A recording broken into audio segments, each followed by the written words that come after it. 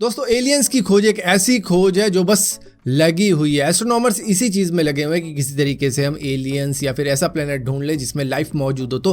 METI यानी messaging extraterrestrial intelligence के astronomers अब एक सिग्नल भेजने जा रहे हैं पूरे एक स्टार सिस्टम पर, जिसका नाम रखा गया ट्रैपिस्ट 1 स्टार सिस्टम। इसके अंदर वो एक्सोप्लैनेट शामिल है जो बिल्कुल अर्थ की तरह ही दिखते हैं और अर्थ के जैसा ही साइज वाइज है, और ये होप लगाई जा रही है कि भैया यहाँ पर लाइफ मौजूद होगी, क्योंकि काफ़ी चीज़ें दूर से तो ऐसी लग रही हैं कि हाँ अर्थ के ही जैसा है। लेकिन ये 39 लाइट ईयर्स दूरी पर है, तो वहाँ पर सिग्नल जाएंगे तो ज़रूर, लेकिन वहाँ से वापसी आने तक करीबन 80 साल लग सकते हैं। वो भी तब जब वो सिग्नल पा लें और उसके बाद में तुरंत ही रिप्लाई भेज दें कि हाँ हम भी हैं, तो तब ये 80 साल में हो सकता है, वरना हो सकता है और भी ज़्यादा टाइम लगे और या फिर सिग्नल आए ना। दोस्तों US के अंदर एक किडनैपिंग का केस सिर्फ कुछ ही मिनटों के अंदर सॉल्व हो गया। दरअसल एक मदर थी जो कि अपनी कार से बाहर निकली और एक उनका 9 साल का बच्चा पीछे सो रहा था, जिसके बाद में किडनैपर कार में घुसा ड्राइवर सीट पर और उसके बाद में वो कार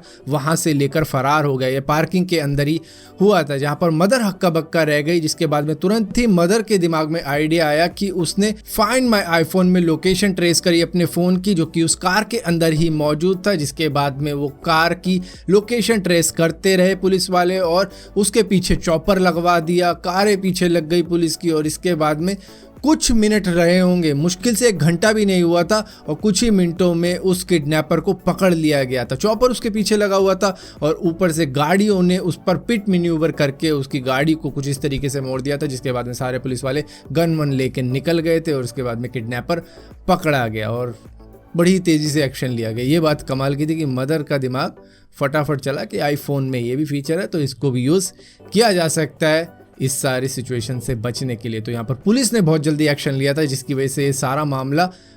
दिनों हफ्तों का नहीं गया, मिनटों में सॉल्व हुआ। और यहाँ पर दोस्तों आईफोन की बात कर रहे हैं तो आईफोन 14 सीरीज की भी बात कर लेते हैं, जो कि इसी साल के सितंबर महीने में लॉन्च हो जाएगी, अगर कोविड का कहर दोबारा से वापस नहीं आता। आई होप नहीं आए, क्योंकि चाइना के अंदर लॉकडाउन लगा हुआ है, तो थोड़ी बहुत प्रोटेक्शन का मामला इनका है, तो कुछ नहीं कहा जा सकता। लेकिन ठीक है, सब कुछ अभी तक तो यही समझ में आ रहा है कि सितंबर तक लॉन्च हो जाएगा। लेकिन आईफोन के अंदर लोग नॉच से बड़े परेशान है। हालांकि आईफोन 13 की सीरीज़ के अंदर वो छोटा कर दिया गया है, लेकिन 14 के अंदर उसको पिल डिज़ाइन पंच होल में बदल दिया जाएगा, जो कि कुछ इस तरीके के लीक सामने आ रहे हैं। और यहाँ पर दोस्तों US के पेंटागन का मानना है कि चाइना और रशिया मिलकर एक ऐसा वेपन बना रहे हैं जो कि US के सैटेलाइट्स को टारगेट कर सकता है, जो कि हर जगह पर स्पाई करती रहती है उन दोनों के ही ऊपर। यहाँ पर लेज़र बेस्ड ये वेपन होगा, जो कि ग्राउंड बेस्ड लेज़र वेपन होगा। ऐसा नहीं कोई लेज़र बेस्ड सैटेलाइट स्पेस में छोड़ दी जाएगी, ये ज़मीन से इतनी हाई पावर जनरेट करेगा कि किसी भी सैटेलाइट को डिस्ट्रॉय कर सकता है। और यहाँ पर दोस्तों इन्फोसिस जो कि इंडिया की कंपनी है, उन्होंने भी अब रशिया से अपने थैले वैले पैक कर लिए हैं और उसके बाद में वो रशिया से निकल गए। उनका मानना है कि हमारे पास इतने ज़्यादा रशियन क्लाइंट भी नहीं है और इसी के साथ साथ जो हमारा लास्ट क्वार्टर था वो कोई इतना अच्छा गया भी नहीं है, तो हमें जब यहाँ पे इतना प्रॉफिट हो ही नहीं रहा तो हमें यहाँ से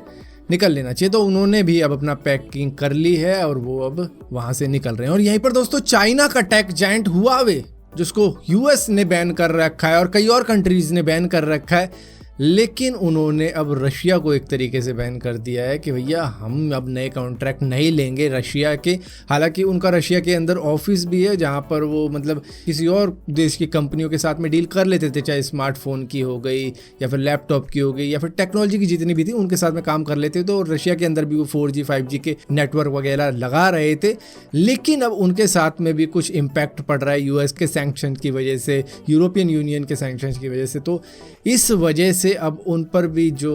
दबाव पड़ रहा है उसकी वजह से उन्होंने भी अपना काम वहाँ पर बहुत ही ज़्यादा श्रिंक कर दिया है और वो अब रशिया के साथ में काम नहीं कर रहे हैं। हाँ, चाइनीज़ एम्प्लॉयज़ जो हैं रशिया के अंदर उनको कहा है कि अपना काम कंप्लीट करके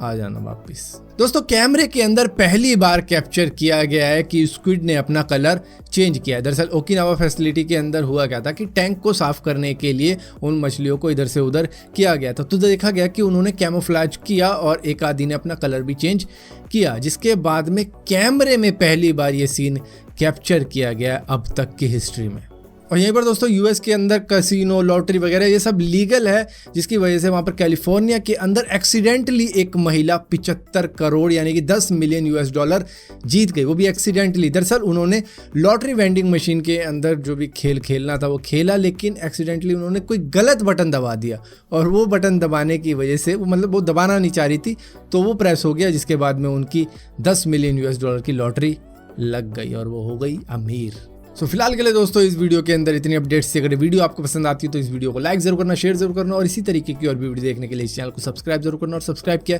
तब बेल का आइकॉन जरूर दबाना, वरना आपको मालूम नहीं चलेगा मैंने कोई वीडियो डाली भी है।